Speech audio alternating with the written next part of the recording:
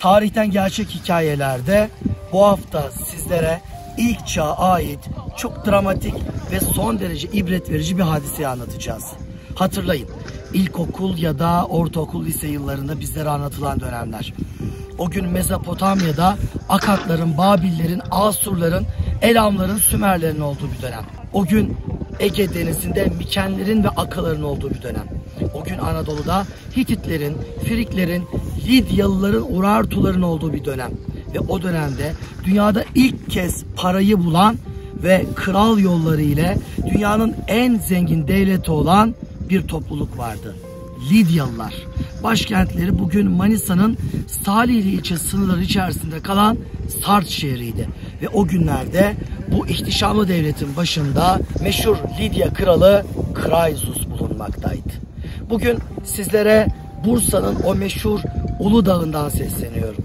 Marmara bölgesinin en yüksek dağı. Peki Manisa başkentleri olan Lidyalılarla Bursa'daki Uludağ'ın nasıl bir alakası var? Bu hikayenin sonunda işte hep beraber bunu öğreneceğiz.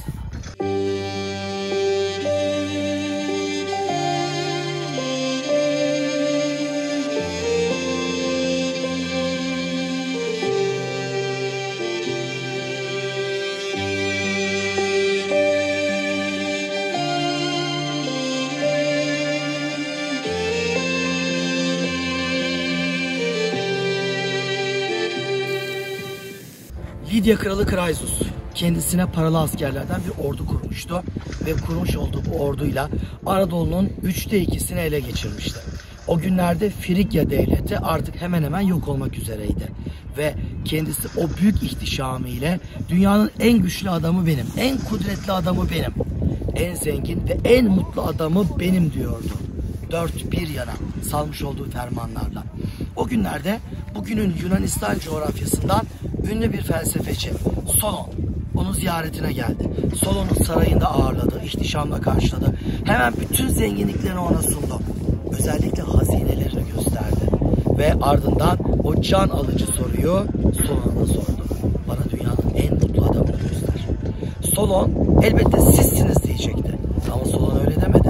Solon geldiği memleketten tanıdığı hem de normal vatandaş bir kişinin ismini söyledi. O mutlu yaşadı, mutlu öldü dedi. Tabii Kraisus'un hevesi kursağında kalmıştı, çok sinirlendi. Ama kendisini dizginledi. Daha başka zenginliklerini göstermeliydi. Onları da gösterdi. Solon'a aynı soruyu bir daha sordu. Solon yine normal halktan bir vatandaşın adını verdi. Mutlu yaşadı, mutlu öldü. Kraisus yine çok kızmıştı.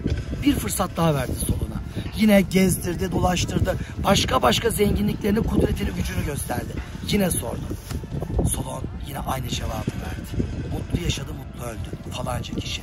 Kraisus artık dayanamadı. Dedi ki dünyanın en mutlu adamı ben değil miyim? En zengini, en kudretlisi, her arzu ettiğini yapan. Solon işte o can alıcı öğüdünü verdi ona. Dedi ki senin dünyanın en mutlu adamı olduğunu söyleyebilmem için senin sonunu görmem lazım. Son çok önemlidir. Çok mutlu, çok zengin, kudretli olabilirsin. Ama acaba sonun nasıl olacak? Kraisus çok kızdı. Onu sarayından dışarı attırdı ve kendi topraklarından sürgün etti. Solon ayrılmıştı. Kraisus aynı zevk ve eğlencelerine geri döndü. Solon sürüldükten kısa bir süre sonra Kraisus bir rüya gördü. Rüyasında o iki oğlundan, ki Kraisus'un iki oğlu vardı. Bir tanesi doğuştan konuşma engelliydi.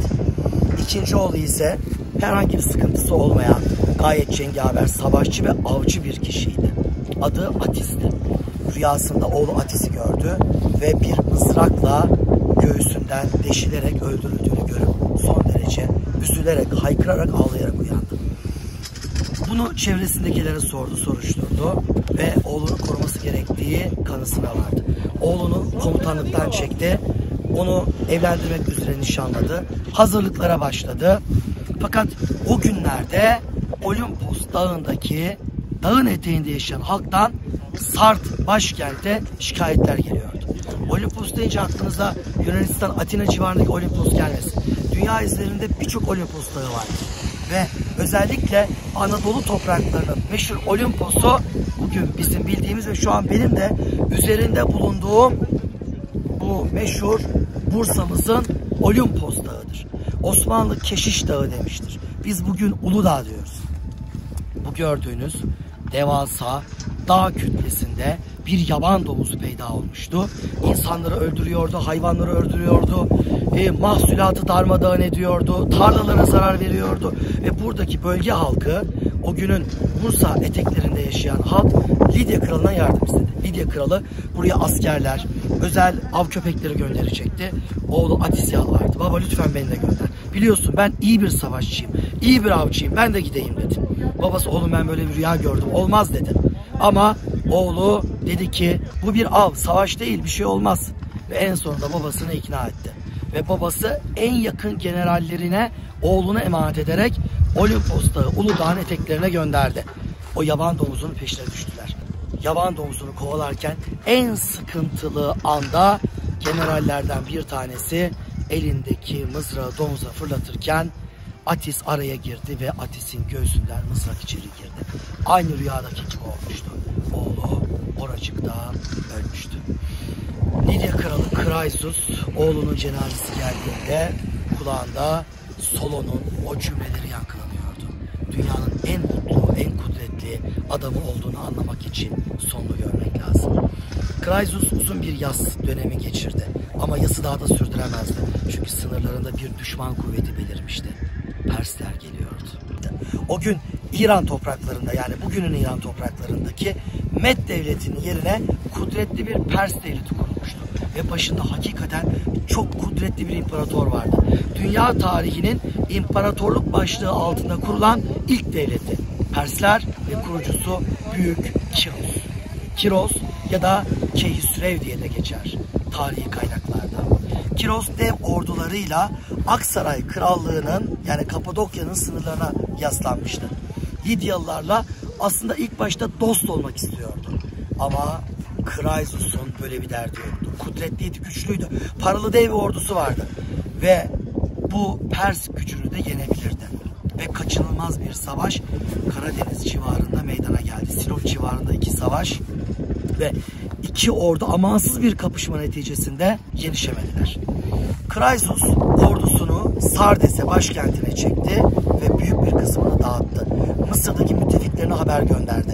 4 ay içinde burada olun, Perslerle savaşacağız dedi. Ama gözden kaçırdığı bir şey vardı. Savaş yarım kalmıştı ama Büyük Kiros ordusuyla Sardes kapılarına kadar Kraisus'u takip etmişti. Ve amansız bir kuşatma başlattı. Kuşatmanın 14. gününde Sardes düştü. Kraisus esir oldu ve Büyük Kiros emrini verdi. Lidya Kralı Kraisus'u canlı canlı yakın. Büyük bir odun yığını hazırlandı. Kraisus üzerine bağlandı. Alttan ateşe verildi. Kiros, askerleri ve halk bu dehşet verici manzarayı seyretmeye hazırdılar. Sonra ne oldu? Kraisus ağzı çıktığı kadar bağırmaya başladı. Solon, Solon, Solon. Kiros şaşırdı. Dedi ki çözün ve yanıma getirin. Ne diyor? Merak ettim. Çözüp getirdiler. Sen ne diye bağırıyorsun? Solon diye bağırdın. Neden bağırdın? Nedir? Kimdir bu Solon? Ve Kraisus anlattı. Ünlü bir felsefeci. İşte bana geldi. Şöyle oldu, böyle oldu. Ve ben dünyanın en mutlu, en zengin adamıyım dediğimde sonunu bilmiyorum. Sonunu bilmediğim bir kişi için dünyanın en mutlu, kudretli adamı diyemem demişti. Şimdi sonumu gördüm de Solon'un ne kadar haklı olduğunu gördüm. Keşke böbürlenen, en güçlü, en büyük adam benim demeseydim. Kiros bundan dersini çıkardı. Seni affediyorum, yapmaktan vazgeçiyorum.